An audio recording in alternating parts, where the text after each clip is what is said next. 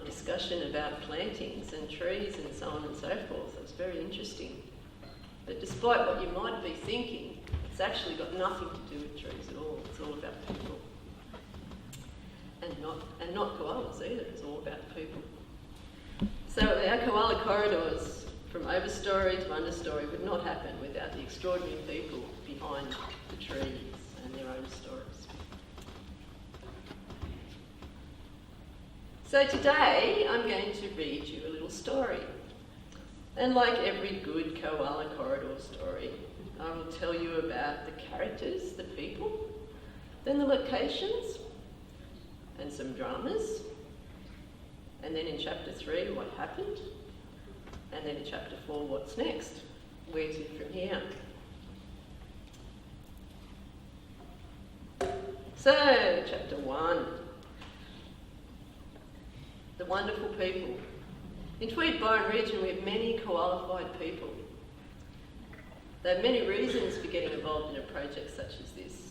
But the main ones are not financial, as you might expect, but they're the help that they get. And I've asked a lot of landowners this question, and they've come back to me and said, the help that the project actually provided them with, the planning, what to plant, when and where, how, the science, the soil, all those things they don't know. And a little bit of labour as well, a little bit of contract support, that always helps. So our technical support, extension services was the old term used. Add that to qualified landowners and you've got a recipe for success. And these wonderful people, these koala landowners, they give us hope. Their visions will help us recover the North Coast koala population. So thank you to the landowners.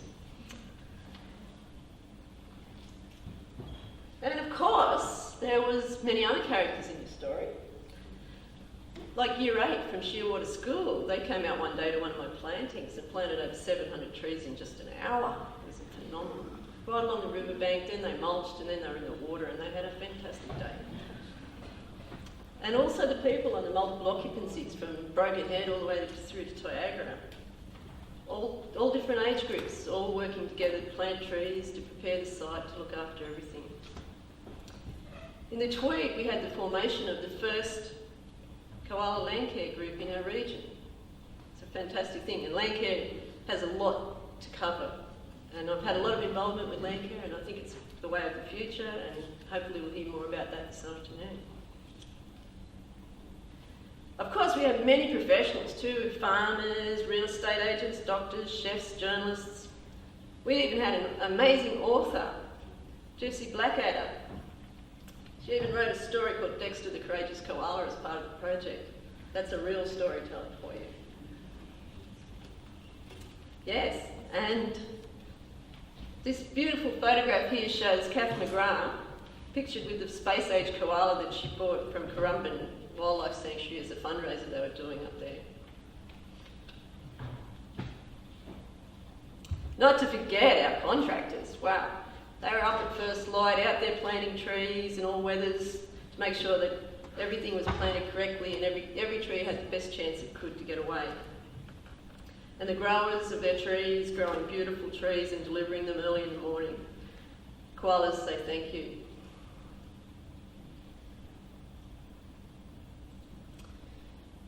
So on this map, each star represents a site, linking our coastal areas of high activity, those red lines, that's high koala activity, to the coast, to the hinterland with our national parks and so on, where the habitat is.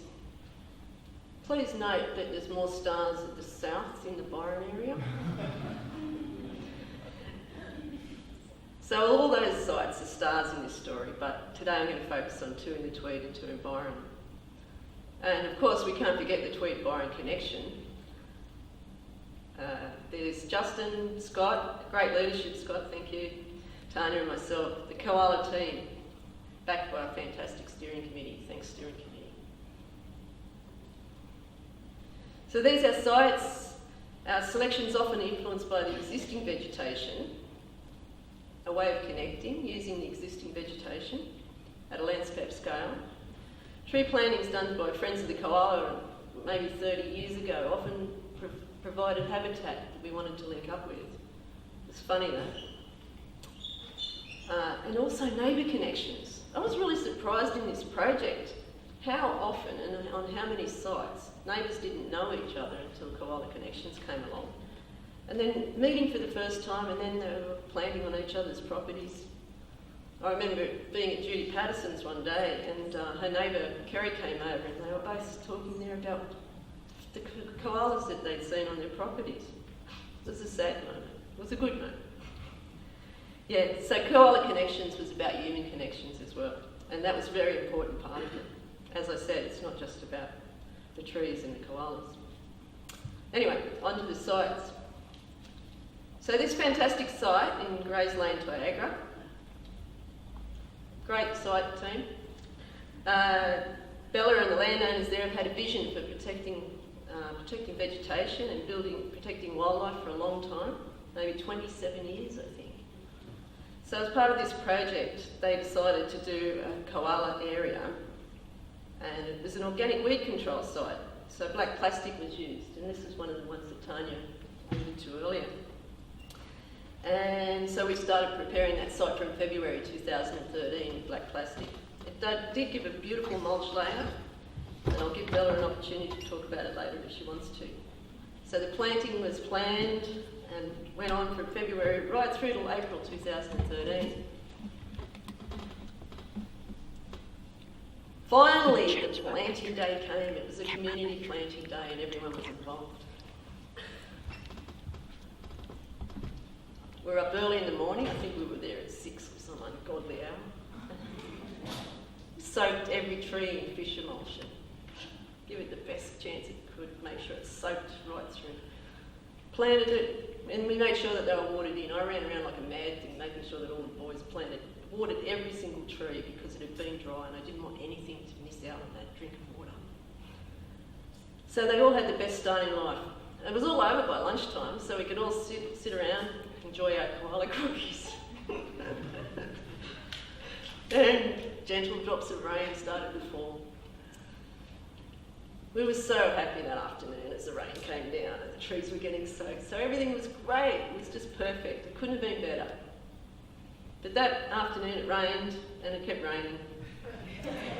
And it rained and it did rain some more. And that was the sight the next morning. Yeah. It was an moment. But in the long run, it's paid off because all the trees are established and most of them are over 5 metres high. And the organic weed control methods are fantastic because this site has an amazing cover of ground covers. Different ferns have come up, native violet, a whole lot of different things. They had a big infestation of tobacco, which was a bit of a problem in the early stages. But you can see in that photograph some dead leaves. I don't know if it's showing up or not, but the tobaccos were around about 2 or 3 metres high. They've had a lot of flooding and killed out all the tobaccos and have left the next stage of growth to go through. So very successful, and thanks to all the work they do. They work every Thursday, I think, to look after that site. Great team effort. So on other sites over Macaulay's Lane to the west, Rich and Nan Smith had a passion for native plants, and so their site design allowed for a wet gully through the centre, and that linked up to dry areas at the back of the site and up onto the slopes. There was a lonely tallow wood there that koalas used to use, and so we linked up to that as well.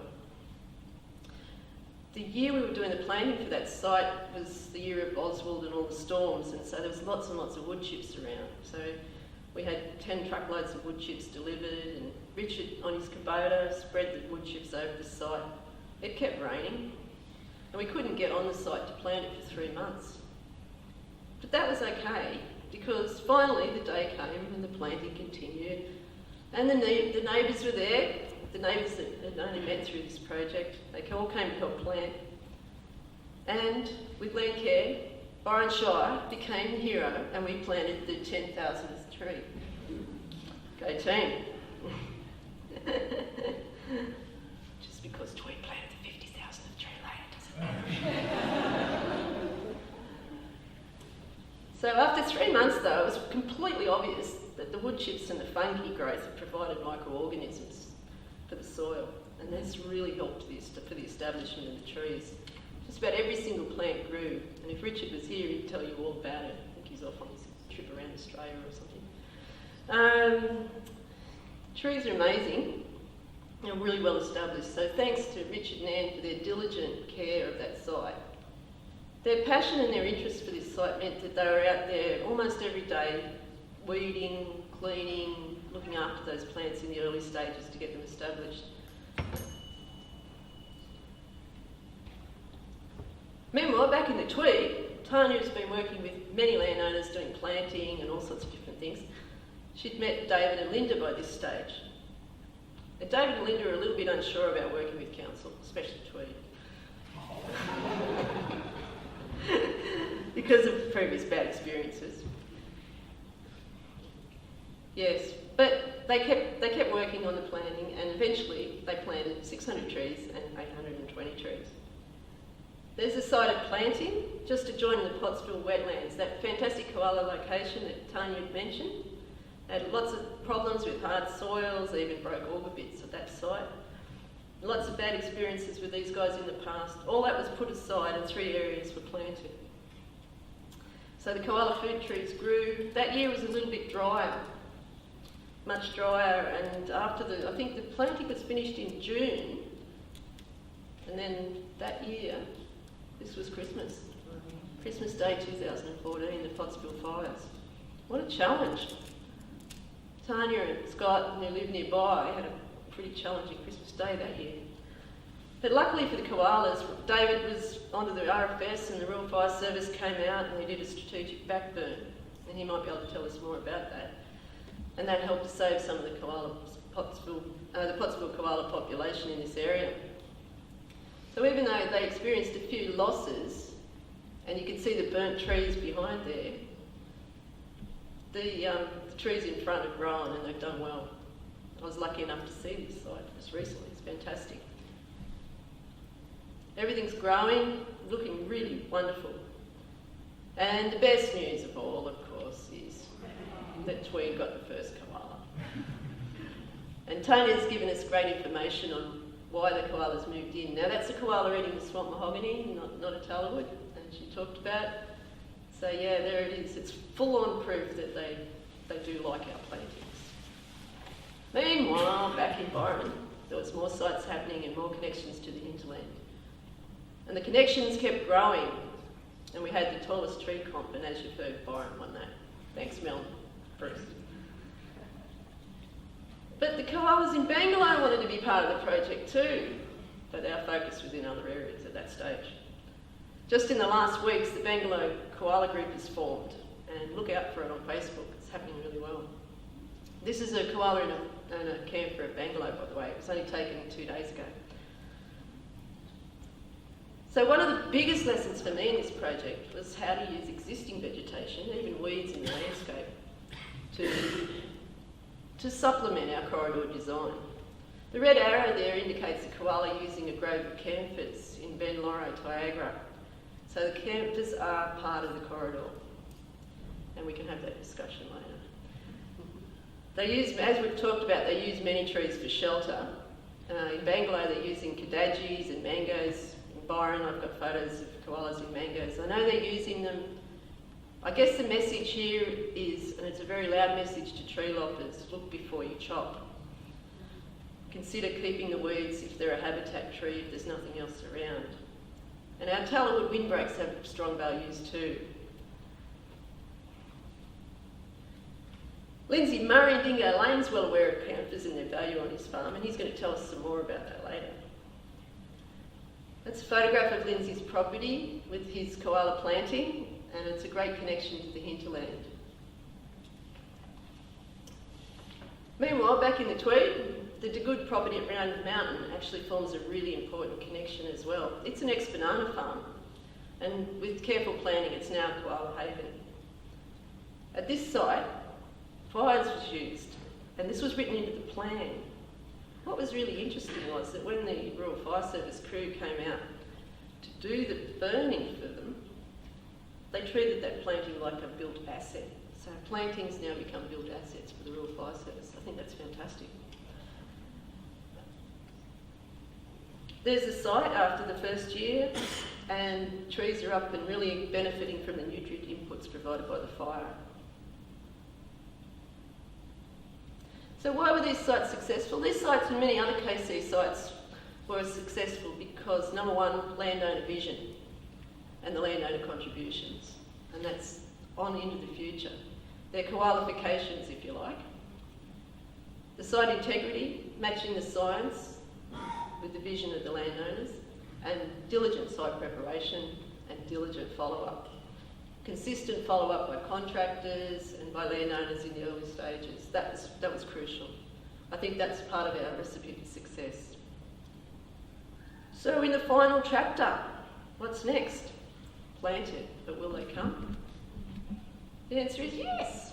We saw that in Pottsville. It's an amazing story. So the Gondwana, they've opened the fence and they've left the gate open for the koalas. Have they come yet? We don't know. Special thanks, I guess, now to Lorraine and Friends of the Koala for the wonderful work they do. It's awesome. We'd be lost without them, and we hope they power on into the future. And also I've got special thanks to Jess Gilmore and Shell at Byron Shire Council for beavering on with all the things that they do. We've also got to thank that big furry koala in the middle there, because that koala's named Angus. And with Sally Jacker, he was actually responsible for writing the funding application that got this money from Biodiversity Round 1 before it was axed. And it meant that we were here today to tell the story. So back to you, Madam Madonna Koala Lady.